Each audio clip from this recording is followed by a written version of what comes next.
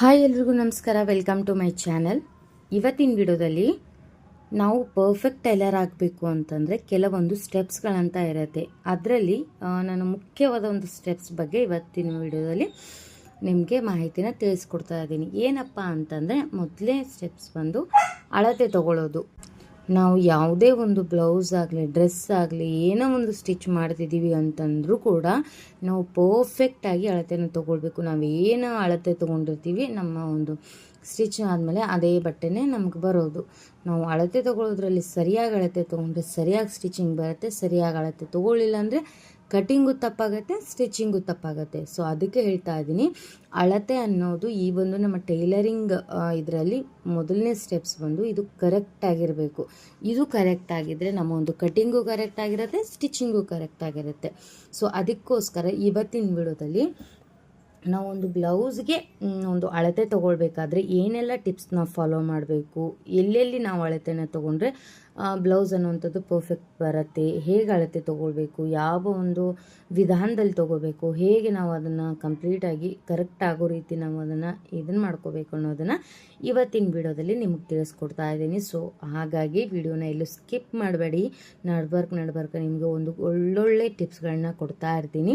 ಹಾಗೆ ನಮ್ಮ ಚಾನಲ್ನ ಇನ್ನೂ ಸಬ್ಸ್ಕ್ರೈಬ್ ಆಗದೆ ನೋಡ್ತಾ ಇದ್ದರೆ ದಯವಿಟ್ಟು ಈಗಲೇ ಸಬ್ಸ್ಕ್ರೈಬ್ ಆಗಿ ಪಕ್ಕದಲ್ಲೇ ಇರುವಂಥ ಬೆಲ್ ಐಕನ್ನ ಆಲ್ ಅಂತ ಸೆಲೆಕ್ಟ್ ಮಾಡ್ಕೊಳ್ಳಿ. ಇದರಿಂದ ನಾನು ಕೊಡುವಂಥ ಟೈಲರಿಂಗ್ ಟಿಪ್ಸು, ಟ್ರಿಕ್ಸು, ಸ್ಟಿಚಿಂಗ್ಸು ಎಲ್ಲ ವೀಡಿಯೋಸ್ ಕೂಡ ನಿಮಗೆ ನೋಟಿಫಿಕೇಷನ್ ಬರುತ್ತೆ, ನೀವು ಮೊದಲು ನೋಡ್ಬೋದು. ಸೊ ಬನ್ನಿ ಹಾಗಾದರೆ ವಿಡಿಯೋನ ಸ್ಟಾರ್ಟ್ ಮಾಡೋಣ. ಸರಿಯಾದ ಅಳತೆ ತೆಗೆದುಕೊಳ್ಳೋದು ಹೇಗೆ? ಟೈಲರಿಂಗ್ನಲ್ಲಿ ಅಳತೆ ಸರಿಯಾಗಿದ್ರೇ ನಮ್ಮ ಒಂದು ಡ್ರೆಸ್ ಆಗಲಿ ಬ್ಲೌಸ್ ಆಗಲಿ ಕರೆಕ್ಟಾಗಿ ಫಿಟ್ಟಿಂಗ್ ಬರುತ್ತೆ. ಅಳತೆ ಅನ್ನೋದು ತಪ್ಪಿದ್ರೆ ನಾವು ಎಷ್ಟು ಚೆನ್ನಾಗಿ ಹೊಲಿದ್ರೂ ಫಿಟ್ಟಿಂಗ್ ಅನ್ನೋಂಥದ್ದು ಬರೋದಿಲ್ಲ. ಸೊ ನಾವಿವಾಗ ಅಳತೆ ತಗೊಳ್ಳೋಕ್ಕೆ ಬೇಕಾಗುವಂತಹ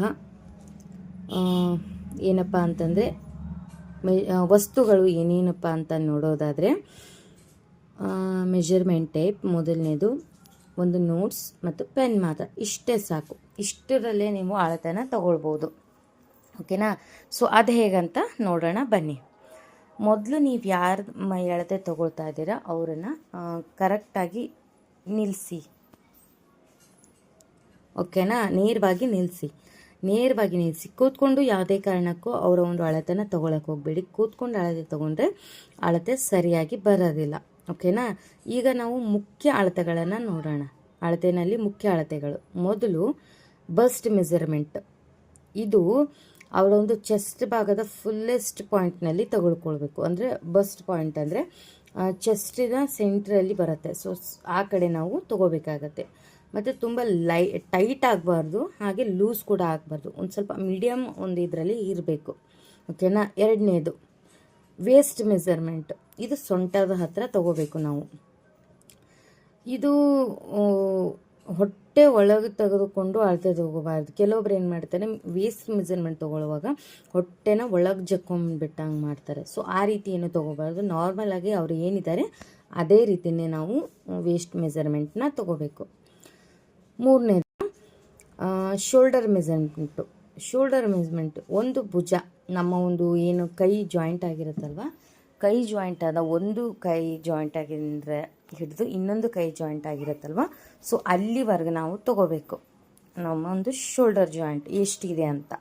ಆ ನಂತರ ಕರ್ವ್ ಆಗಿ ತೊಗೊಳ್ಬಾರ್ದು, ಸ್ಟ್ರೈಟಾಗಿ ಬರಬೇಕು.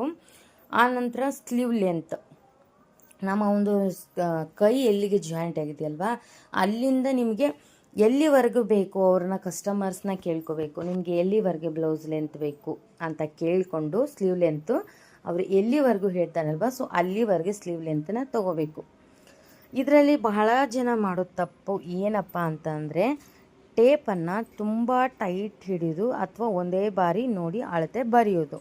ಇದು ತಪ್ಪಾಗತ್ತೆ. ಅದನ್ನು ತಪ್ಪಿಸಲು ನಾವು ಏನು ಮಾಡಬೇಕಪ್ಪ ಅಂತಂದರೆ 2 ಬಾರಿ ನಾವು ಅಳತೆನ ಚೆಕ್ ಮಾಡಬೇಕು. ಓಕೆನಾ? ಜಾಸ್ತಿ ಫಿಟ್ಟಾಗೂ ಹಿಡಿಯೋಕ್ಕೆ ಹೋಗಬಾರ್ದು.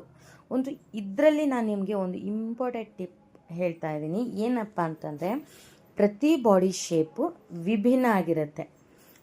ಕೆಲವೊಬ್ರದ್ದು ಸ್ಲಿಮ್ ಬಾಡಿ ಇರುತ್ತೆ, ಕೆಲವೊಬ್ರದ್ದು ಮೀಡಿಯಮ್ ಬಾಡಿ ಇರುತ್ತೆ, ಕೆಲವೊಬ್ರದ್ದು ಹೆವಿ ಬಾಡಿ ಇರುತ್ತೆ. ಸೊ ಅದಕ್ಕೆ ತಕ್ಕಂತೆ ನಾವು ಫಿಟ್ಟಿಂಗ್ನ ಮಾಡಬೇಕಾಗತ್ತೆ. ಇದರಲ್ಲಿ ನಾವು ಅಳತೆಗಳನ್ನು ಎಲ್ಲರಿಗೂ ಒಂದೇ ರೀತಿಯಲ್ಲೇ ಆಗೋದಿಲ್ಲ.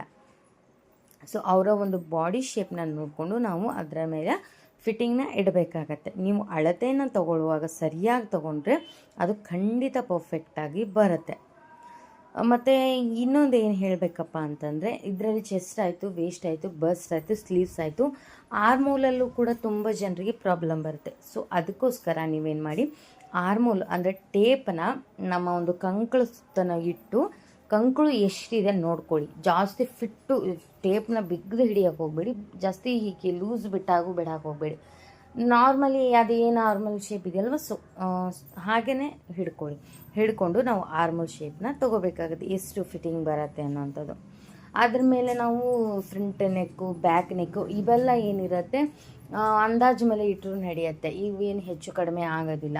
ಬಟ್ ನಾವು bust point, waist point, chest point, shoulder, ಇವನ್ನ ಸ್ಲೀವ್ಸ್ನ ಎಲ್ಲ ನಾವು ಕರೆಕ್ಟಾಗಿ ಇಡಬೇಕಾಗತ್ತೆ. ಸೊ ಕರೆಕ್ಟಾಗಿ ಇಟ್ಟಾಗ ನಮಗೆ ಕರೆಕ್ಟ್ ಬ್ಲೌಸ್ ಅನ್ನುವಂಥದ್ದು ಬರುತ್ತೆ.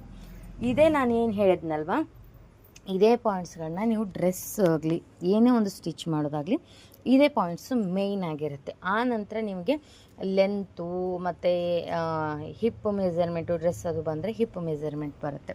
ಸೊ ಹಿಪ್ ಮೆಜರ್ಮೆಂಟು, ಲೆಂತು ಎಲ್ಲ ಬರೋಕ್ಕೂ ಮುಂಚೆ ಆ ಒಂದು ಡ್ರೆಸ್ಸಲ್ಲೂ ಕೂಡ ನಿಮಗೆ chest measurement, bust measurement, waist measurement, shoulder, sleeves length, arm hole ಇವೆಲ್ಲನೂ ಡ್ರೆಸ್ ಆಗಲಿ, ಬ್ಲೌಸ್ ಆಗಲಿ, ಲೆಹೆಂಗಾ ಆಗಲಿ, ಮತ್ತೊಂದಾಗಲಿ, ಮುಗಿದೊಂದಾಗಲಿ ಇವೆಲ್ಲದರಲ್ಲೂ ಈ ಒಂದಿಷ್ಟು ನಾನೇನು ಟಿಪ್ಸ್ಗಳನ್ನ ಹೇಳಿದ್ನಲ್ವ, ಇದು ಖಂಡಿತ ಎಲ್ಲರಿಗೂ ಯಾವುದೇ ಒಂದು ಡ್ರೆಸ್ ಏನೋ ಮಾಡಿದ್ರು ಇವನ್ನ ಒಂದಿಷ್ಟು ಎಷ್ಟು ಪಾಯಿಂಟ್ ಲೆಕ್ಕ ಮಾಡಲಿಲ್ಲ ನಾನು, ಆ ಒಂದಿಷ್ಟು ಪಾಯಿಂಟ್ಸ್ಗಳು ಬಂದೇ ಬರುತ್ತೆ. ಸೊ ಮೊದಲು ನೀವು ಅವನ್ನ ಕರೆಕ್ಟಾಗಿ ಅಳತೆನ ತಗೊಂಡು ನೀವು ಮಾರ್ಕ್ ಮಾಡೋದನ್ನು ಕಲಿಬೇಕು.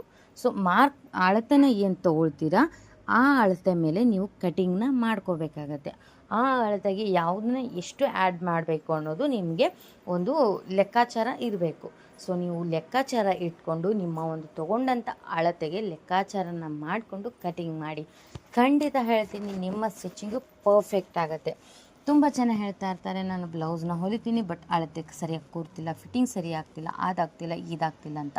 ನಾನೇನು ಹೇಳೋದಪ್ಪ ಅಂತಂದರೆ, ನಿಮಗೆ ಅಳತೆ ಫಿಟ್ಟಿಂಗು ಸರಿಯಾಗಿ ಕೂರ್ತಾ ಇಲ್ಲ ಅಂತಂದರೆ ಬ್ಲೌಸಿಂದ ಅಳತೆನ ತಗೊಳ್ಳೋದು ಬಿಟ್ಟು ಆದಷ್ಟು ಬಾಡಿ ಮೆಜರ್ಮೆಂಟಿಂದನೇ ನೀವು ಅಳತೆ ತೊಗೊಂಡು ಸ್ಟಿಚ್ ಮಾಡಿ ನೋಡಿ ಯಾವ ರೀತಿ ಪರ್ಫೆಕ್ಟಾಗಿ ಬರುತ್ತೆ ಅಂತ. ಯಾಕಂದರೆ ನಾವು ಅಳತೆ ಬ್ಲೌಸಿಂದನೇ ತೊಗೊಂಡಿರ್ತೀವಲ್ವ, ಸೊ ಹಾಗಾಗಿ ಯಾವುದೇ ರೀತಿ ನಮಗೆ ತೊಂದರೆ ಅನ್ನೋವಂಥದ್ದು ಬರೋದಿಲ್ಲ, ಪರ್ಫೆಕ್ಟಾಗಿ ಬರುತ್ತೆ. ಸೊ ಆದಷ್ಟು ನೀವು ಅಳತೆಗಳನ್ನು ಕರೆಕ್ಟಾಗಿ ತೊಗೊಳ್ಳೋದಕ್ಕೆ ಕಲೀರಿ. ಸೊ ಇವಿಷ್ಟು ಮೊದಲು ನಾನು ಏನು ಪಾಯಿಂಟ್ಸ್ಗಳನ್ನ ಹೇಳಿದ್ನಲ್ವ ಅವನ್ನ ಕರೆಕ್ಟಾಗಿ ತೊಗೊಂಡ್ರೆ ನಿಮಗೆ ಕರೆಕ್ಟಾಗಿ ಬರುತ್ತೆ. ಓಕೆನಾ? ನೀವು ಕರೆಕ್ಟಾಗಿ ತೊಗೊಳ್ಳಿಲ್ಲ ಅಂದರೆ ಅದು ಕರೆಕ್ಟಾಗಿ ಬರೋದಿಲ್ಲ. ನೀವು ಹೇಗೆ ಅಳತೆ ತೊಗೊಳ್ತೀರಾ ಅದ್ರ ಮೇಲೆ ನೀವು ಏನು ಹೊಲಿತೀರಾ ಅನ್ನೋದು ಡಿಪೆಂಡ್ ಆಗಿರುತ್ತೆ. ಆದಷ್ಟು ನೋಡಿಕೊಂಡು ನೀಟಾಗಿ ಅಳತೆ ತೊಗೊಳ್ಳಿ. ಅವ್ರಿಗೆ ನಿಮ್ಮ ಕಸ್ಟಮರ್ಸ್ನ ಕೇಳಿ ಏನು ನಿಮ್ಗೆ ಇದರಲ್ಲಿ ಚೇಂಜಸ್ ಮಾಡಬೇಕು, ಏನು ಎಂತ ಅಂತ. ಆಮೇಲೆ ಅವ್ರನ್ನ ಕೇಳ್ಕೊಂಡು ಮತ್ತೆ ನೀವು ಅದಕ್ಕೆ ಆ್ಯಡ್ ಮಾಡಿಕೊಳ್ಳಿ. ಓಕೆನಾ? ಮೊದಲು ನೀವು ಪರ್ಫೆಕ್ಟಾಗಿ ಅಳತೆನ ತೊಗೊಳ್ಳಿ. ಸೊ ನಾನಂತ ಅಲ್ಲ, ಟೈಲರಿಂಗ್ನಲ್ಲಿ ಕೆಲಸ ಮಾಡೋರು ಎಲ್ಲರೂ ಪ್ರತಿಯೊಬ್ಬರು ಕೂಡ ಇವೆಲ್ಲ ಅಳತೆಗಳನ್ನು ತೊಗೋತಾರೆ. ಸೊ ಕೊನೆಯಲ್ಲಿ ಹೇಳಬೇಕಾದದ್ದು ಏನಪ್ಪ ಅಂತಂದರೆ, ಅಳತೆ ಸರಿಯಾಗಿದ್ದರೆ ನಿಮ್ಮ ಕೆಲಸದ 50% ಮುಗಿದಂತೆ. ಅಳತೆ ತಪ್ಪಿದರೆ ಉಳಿದ ಕೆಲಸಕ್ಕೂ ನಮ್ಮದು ಏನು ಕೆಲಸ ಮಾಡಿದರೂ ಅದಕ್ಕೆ ವ್ಯಾಲ್ಯೂ ಅನ್ನೋದು ಇರೋದಿಲ್ಲ. ಸೊ ಈ ವಿಡಿಯೋ ನಿಮಗೆ ಉಪಯುಕ್ತವಾಗಿದ್ದರೆ, ಇಷ್ಟ ಆಗಿದ್ದರೆ, ನಿಮಗೆ ಏನಾದರೂ ಯೂಸ್ಫುಲ್ ಆಗಿತ್ತು ಅಂತಂದರೆ ಲೈಕ್ ಮಾಡಿ. ಇನ್ನಷ್ಟು ಟೈಲರಿಂಗ್ ಟಿಪ್ಸ್ ಬೇಕಾದರೆ ಕಮೆಂಟ್ ಮಾಡಿ, ಸಬ್ಸ್ಕ್ರೈಬ್ ಮಾಡೋದು ಮರೆಯಬೇಡಿ. ಧನ್ಯವಾದಗಳು. ಮುಂದಿನ ವಿಡಿಯೋದಲ್ಲಿ ಸಿಗ್ತೀನಿ. ಅಲ್ಲಿವರೆಗೂ ಟೇಕ್ ಕೇರ್, ಬಾಯ್.